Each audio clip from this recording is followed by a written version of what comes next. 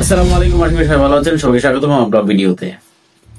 দুর্নীতি কেমন হতে পারে সেটা জানার জন্য বাংলাদেশে আসুন, বাংলাদেশকে দেখুন, বাংলাদেশকে বুঝুন।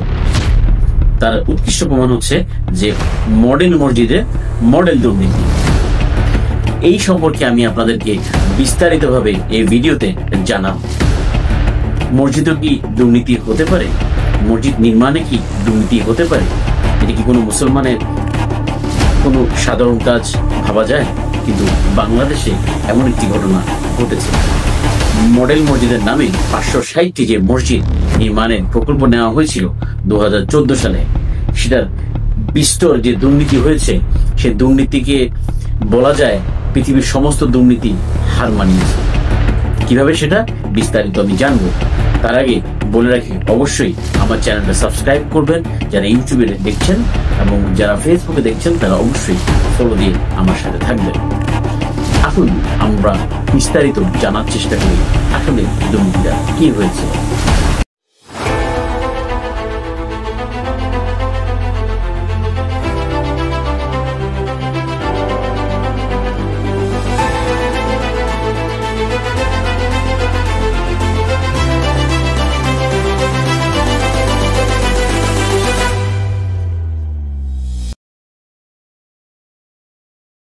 2014 সালে নির্বাচনী যে ইশতেহার দেওয়া হয়েছিল আওয়ামী লীগের পক্ষ থেকে, সেখানেই এই মডেল মসজিদের তত্ত্বটা এসেছিল এবং প্রায় 822 কোটি টাকার একটি প্রকল্প এই নেওয়া হয়েছিল এই মডেল মসজিদের ব্যাপারে। পরবর্তীতে যখন সৌদিতে ভ্রমণ করলো শেখ হাসিনা, তখন গিয়ে সৌদি বাদশার সাথে একটি কমিটমেন্টে আসলো যে সে মডেল মসজিদ করতে যাচ্ছে। সে মডেল মসজিদের একটি ধারণা তার সামনে উপস্থাপন করা হলো। কেমন সেই ধারণা? সেখানে নামাজ পড়া হবে, ছেলে এবং মেয়েদের আলাদা জায়গা করা হবে, সাংস্কৃতিক একটি সেন্টার করা হবে, বিদেশি যারা গেস্ট আসবে তাদের জন্য থাকার ব্যবস্থা করা হবে, ইসলামিক গবেষণা হবে এবং জঙ্গিবাদ নিরসনের জন্য একটি সেন্টার করা হবে, যেখানে কিনা মানুষকে বোঝানো হবে এই বিষয়টা সম্পর্কে। তো এগুলো বলে একটি প্রস্তাবনা দেওয়া হয়েছিল এবং সেটাকে প্রজেক্ট আকারে সৌদিতে পাঠানো হয়েছিল এবং প্রত্যেকটি মসজিদের জন্য 15 থেকে 20 কোটি টাকার একটি কস্টিং ধরা হয়েছিল। কিন্তু সবচেয়ে মজার বিষয় হচ্ছে সৌদি সেই অবস্থাকে বিশ্বাস করেনি এবং তারা নিজস্ব তত্ত্বাবধানে একটি সংস্থাকে কাজ দিয়েছে এই কস্টিংটা কত হয় সেটা বের করার জন্য। তারা যে ফলাফল দিয়েছে সেটা বড়ই চমৎকার। তারা দিয়েছিল 7 থেকে 8 কোটি টাকার মধ্যে এই মসজিদ নির্মাণ সম্ভব। এখন আমরা একটু আগে জানি যে এখানে মসজিদের স্ট্রাকচারটা কেমন হবে। জেলা ভিত্তিক 4 তলা, উপজেলা ভিত্তিক 3 তলা এবং উপকূলীয় অঞ্চলে নিচতলা খালি রেখে টোটাল 4 তলা একটি বিল্ডিং এর প্রস্তাবনা দেওয়া হয়েছিল এবং এই মসজিদের ভিতরে সকল ধরনের অত্যাধুনিক ফ্যাসিলিটি থাকবে। তো সর্বোচ্চ 7 থেকে 10 কোটি টাকার মধ্যে হয়ে যাওয়ার কথা।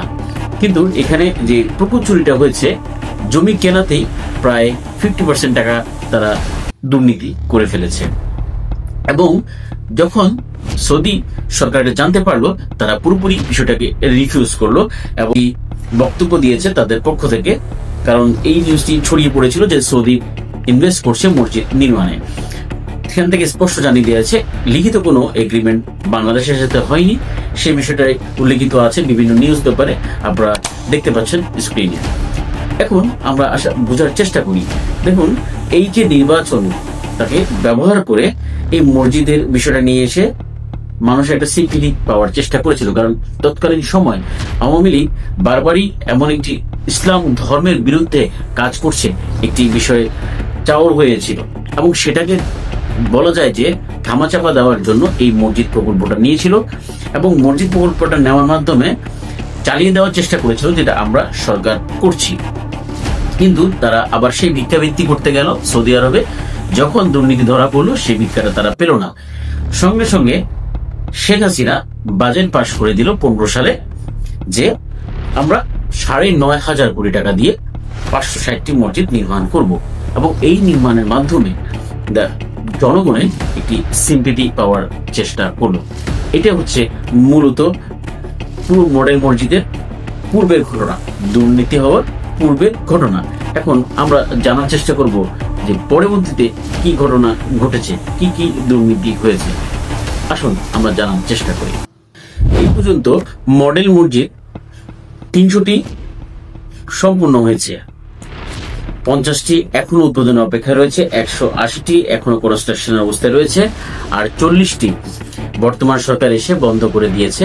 শুধুমাত্র যে দুর্নীতি একটি বিষয়ে তারা খোঁজ পেয়েছে, সে বিষয়ে অনুসন্ধান করার সাপেক্ষে এই কাজগুলো চালু করা হবে বলে জানানো হয়েছে।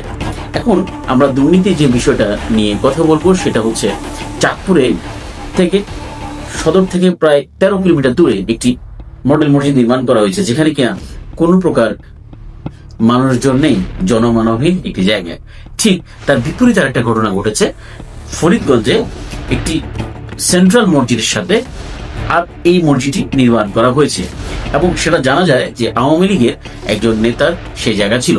এবং উদ্দেশ্যটা কি, এই মসজিদ বানানোর উদ্দেশ্য, সবচেয়ে বড় উদ্দেশ্য হলো যে জমি বিক্রি করা। যে জমির দাম 10 লাখ টাকা, সে জমি হয়ে গেছে 2 কোটি টাকা, এমন একটা পর্যায়ে তৈরি করেছে।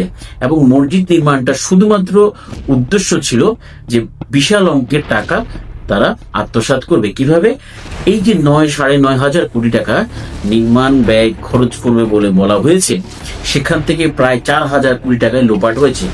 যদি আমি এটাকে একদম সরলীকরণ করি, 17 থেকে 20 কোটি টাকা খরচ করার যে উদ্দেশ্য নিয়েছিল, সেখানে যে সৌদি ইনভেস্টিগেশন টিম তারা এইটা বের করেছে যে 7 থেকে 8 কোটি টাকা, তার মানে 50% টাকাই কেন খরচ হচ্ছে না। এই 50% টাকাটা কোথায় খরচ হয়েছে?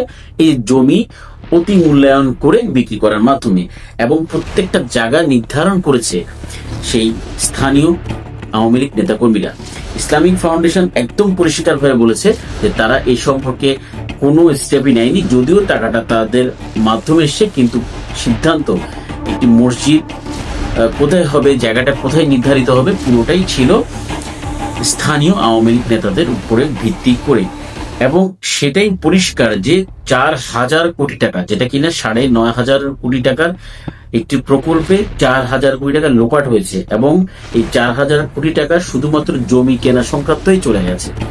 তো জমি কেনার মাধ্যমে তো সেটা হয়েছে, এবং তার একটা বিশাল অংশ যে ক্রয় সংক্রান্ত বিষয়, যে ইনস্ট্রুমেন্ট কিনতে হবে এবং যেই পাথর ইট এগুলো কিনতে হবে, এগুলো কেনার ক্ষেত্রেও বিশাল একটা দুর্নীতি হয়েছে। তাহলে বোঝা যায় যে আমরা কত ভয়ঙ্কর সিচুয়েশনে ছিলাম একটা মসজিদের দুর্নীতির ক্ষেত্রে। এবং সবচেয়ে চমকপ্রদ যে বিষয়টা, নীলফামারীতে একজন deputy engineer PWD deputy engineer Asaduzzaman, তার স্ত্রী সরাসরি এই জিনিসটা অ্যাকিউজ করেছে যে তার স্বামী এই মসজিদ নির্মাণে দুর্নীতি করেছে। কারণ সে বিষয়টা মানতে পারেনি, মসজিদ নির্মাণে কখনো দুর্নীতি করা যায় না, এবং সেই দুর্নীতির ব্যাপারে সে সরাসরি অ্যাকিউজ করেছে। তাহলে এর মাধ্যমে আপনারা কি বুঝতে পারেন যে বিবেকের তাড়নায় কি তারা এতটাই বর্ষিত হয়ে গেছে যে একটা মসজিদ নির্মাণের ব্যাপারেও তারা দুর্নীতিটাকে ছাড় দেয়নি। তো আমরা এটাকে বোঝার চেষ্টা করব যে দুর্নীতি তো আমাদের দেশের একটি লাগামহীন ঘোড়া, কিন্তু মসজিদের ক্ষেত্রেও সেটা করতে হবে। মসজিদের ক্ষেত্রেও কি ছাড় দেওয়া যায় না? এই বিষয়টা আমাদের বোঝা দরকার। মসজিদ একটি পবিত্র জায়গা, এবং এটা মূল্যায়ন যদি আমরা না করে থাকি, আমাদের ভবিষ্যৎ আরো কতটা ভয়ঙ্কর হতে পারে, সামনে আরো কি আসছে সেটা দেখতে বাকি রয়ে গেল। আজকে এতটুকুই। ভালো থাকবেন, সুস্থ থাকবেন। আসসালামু আলাইকুম।